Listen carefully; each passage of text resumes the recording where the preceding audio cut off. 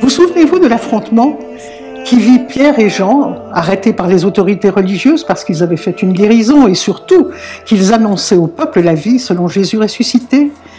Eh bien, ce n'était que le premier épisode d'une histoire appelée, disais-je alors, à se répéter indéfiniment.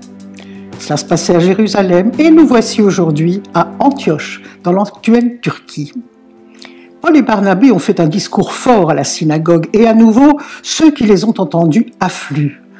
Au point que la semaine suivante, c'est presque toute la ville, dit le texte, qui se rassemble pour les écouter à nouveau. Même cause, mêmes effets. Ce succès de foule irrite au plus haut point les Juifs proches du pouvoir. Les masques tombent, ils sont enflammés de jalousie. Et enragés par leur dépit de se voir ainsi détrônés de leur pouvoir illusoire, ils n'hésitent pas à passer aux injures, à la contradiction, éternelle réaction de qui se voit mis à nu par des paroles de vérité. Cette vérité que les apôtres placent devant leurs yeux, c'est qu'ils sont passés à côté de ce salut qui leur était pourtant destiné depuis toujours. Jésus lui-même, au début de sa vie publique, semblait réserver son annonce au peuple élu. Mais voilà, en refusant d'accueillir son message de vie, c'est comme si ses adversaires s'étaient condamnés eux-mêmes à une sorte de mort spirituelle. Qu'à cela ne tienne, continue Paul et Barnabé, vous ne voulez pas la vie en abondance? Elle sera apportée à d'autres qui l'accueilleront mieux. Encore une fameuse gifle pour le pouvoir religieux en place.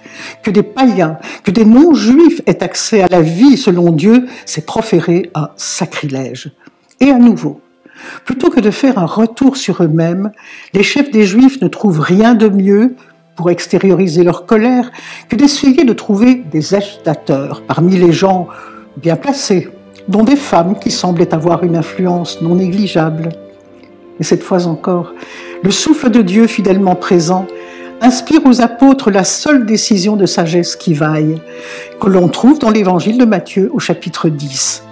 Si l'on ne vous accueille pas, et si l'on n'écoute pas vos paroles, sortez de cette maison ou de cette ville et secouez la poussière de vos pieds.